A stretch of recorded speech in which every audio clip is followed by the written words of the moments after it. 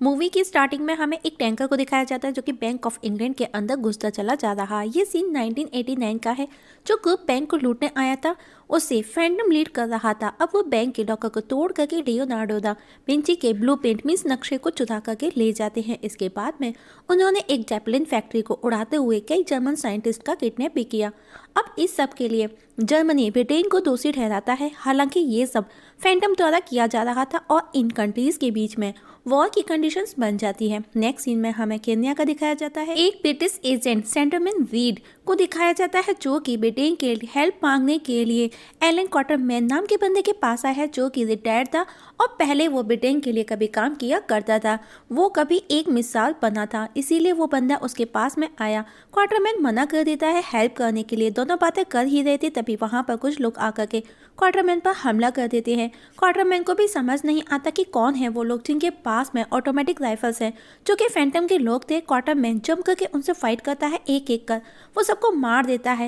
एक भागने की कोशिश करता है पर क्वार्टरमैन उसे जिंदा पकड़ना चाहता था लेकिन वो खुद का जहर खा करके सुसाइड कर लेता है। और अब क्वार्टरमैन उस बंदे के साथ में वापस इंग्लैंड पहुंचता है और एम नाम के बंदे से मिलता है जो कि वहां के लिए आर्मी कलेक्ट कर रहा था। अब एम उसे कैप्टन नीमो से मिलवाता है और बताता है कि इंग्लैंड पर बार बार हमला किया जा रहा है और इस सब के पीछे किसी ऐसे बंदे का हाथ है जो हमसे हमारी टेक्नोलॉजी को छीन करके हम पर ही हमला कर रहा है और उन टेक्नोलॉजी को अब हर कोई खरीदना चाहता है। और मैंने इस मिशन के लिए 5 और ऐसे योद्धाओं को चुना है जिनके पास में अपनी खुद की ताकत है क्योंकि वो एक्स्ट्रा ऑर्डिनरी जेंटलमैन की टीम बना रहा है अपने खुद के इस मिशन के लिए, जिसमें शामिल है कैप्टन नीमो। सेकंड है इनविजिबल रॉडनी स्किनर। इस इनविजिबल फार्मूला को एक साइंटिस्ट ने बनाया और वो मर गया पर रॉडनी ने उस फार्मूला को चुरा लिया। अब वहाँ पर एक लेडी की एंट्री होती है जो कि केमिस्ट मीना हार्कर थी जो कि एक वैम्पायर थी। अब वो 5वें मेंबर डोरियन ग्रे को लाने उसके घर के लिए निकलते हैं। हम देखते हैं कोई तो था जो उन पर नजर बनाए हुए था। रास्ते में क्वार्टरमैन और मीना के बीच में फार्मूला को लेकर के काफी गर्मागर्मी हो जाती है क्योंकि क्वार्टरमैन का मानना है फीमेल सिर्फ ध्यान भटकाती हैं और कुछ नहीं। अब वो डोरियन ग्रे के घर पहुंचती हैं। वो उन्हें बाहर से ही मना कर देता है कि उसे ये काम नहीं करना, पर मीना को देख वो उन्हें अंदर आने देता है। अब नीमो पूछता है कि हम सब में कोई ना कोई खूबी है पर मिस्टर डोरियन में ऐसी क्या खूबी है। डोरियन बताता है वही जो किसी के पास नहीं क्योंकि वो अमर है। उनका आपस में कन्वर्सेशन चल ही रहा था कि कुछ लोग उन्हें घेर लेते हैं। क्वार्टरमैन को लगता है कि डोरियन के वो लोग हैं पर तभी फैंटम वहां आता है और बोलता है ये मेरे लोग हैं और फैंटम उनको अपनी टीम में शामिल होने का ऑफर देता है और बताता है कि वो विश्व युद्ध चाहता है जिससे वो अपने हाई टेक्नोलॉजी हथियारों को बेच करके मुनाफा कमा सके। फैंटम के लोगों में ही एक बंदा यूएसए एजेंट का बंदा जिसका नाम टॉम स्क्वायर था वो शामिल था जो फैंटम के साथ में दगाबाजी करता है और उसी के लोगों पर फायरिंग करना स्टार्ट कर देता है। अब वहाँ सब अपनी अपनी खूबियों का यूज़ कर फैंटम के लोगों से फाइट करते हैं। हम देखते हैं कि डोरियन को कुछ भी नहीं होता, वो बड़े ही आराम से फाइट कर रहा था। तभी एक बंदा उसे गन मशीन से पूरा छलनी कर देता है पर उसे एक खरोच तक नहीं आती। अपने साथियों को मरता देख और खुद को कमजोर देख फैंटम भी वहाँ से भाग जाता है और अब वो सबको मार करके सब इकट्ठा होते हैं। पर तभी एक बंदा मीना पर चाकू पॉइंट कर देता है। उसे लगा वो उसे बचाने के लिए कुछ भी करेंगे, उसकी शर्त मानेंगे, पर मीना को खुद की हिफाजत करना अच्छे से आता था और वो उसे मार करके उसका खून पी जाती है। टॉम बोलता है यूरोप की औरतों के कुछ अलग ही अंदाज है।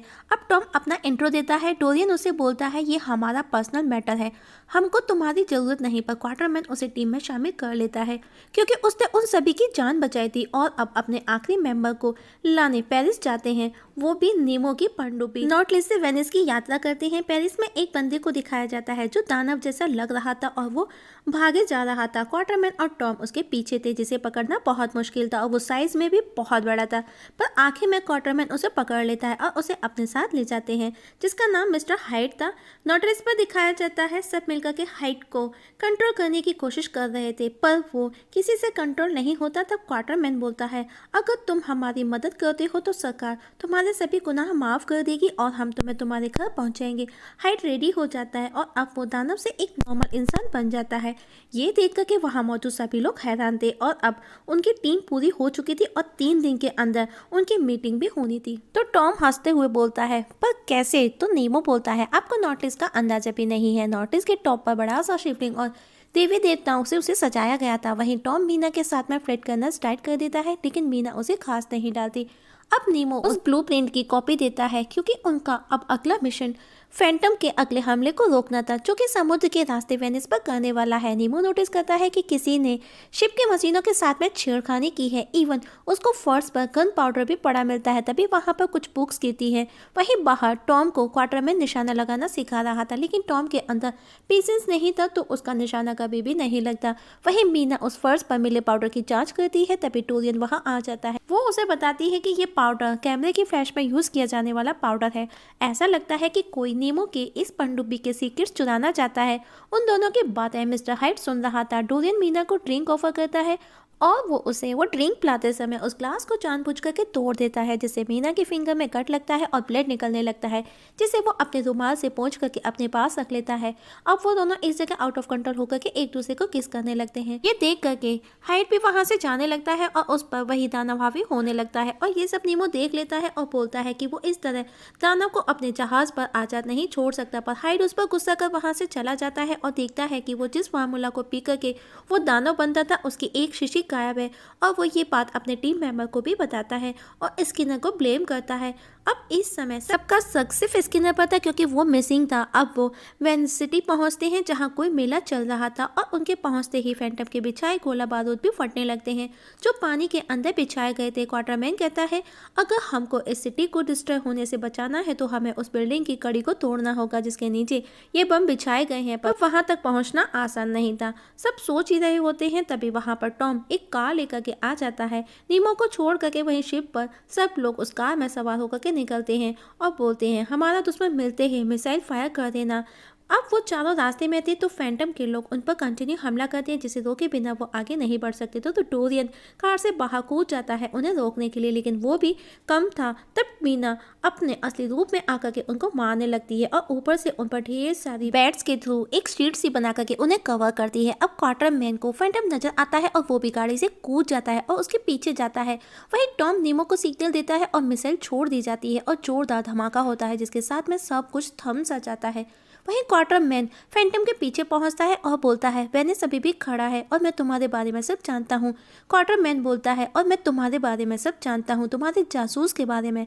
वहीं डोरियन नीमो के शिप पर पहुंचता है और नीमो के साथी को मार देता है, मतलब वो फैंटम का जासूस था। वहीं फैंटम का असली चेहरा क्वार्टरमैन देख लेता है जो कि एम था। एम वहां से भाग जाता है। अब क्वार्टरमैन सबको बताता है फैंटम ही एम है।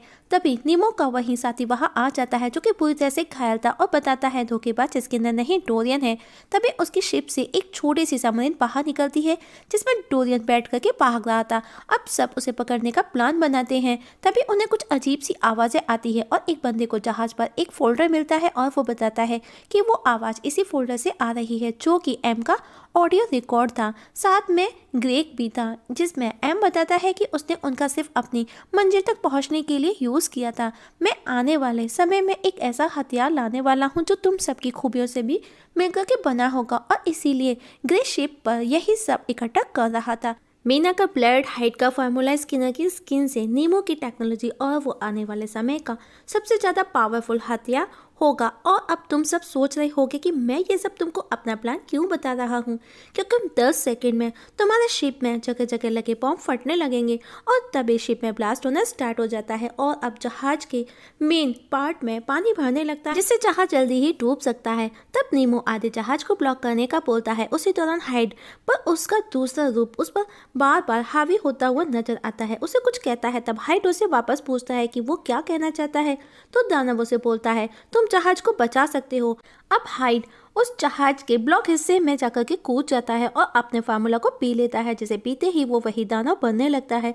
और जैसे ही वो दानव बन जाता है वो ड्रेन लीवर को खींच देता है जिससे कि जहाज का सारा पानी बाहर निकल जाता है और इस तरह हाइड जहाज को डूबने के साथ साथ में सबकी जान बचा लेता है।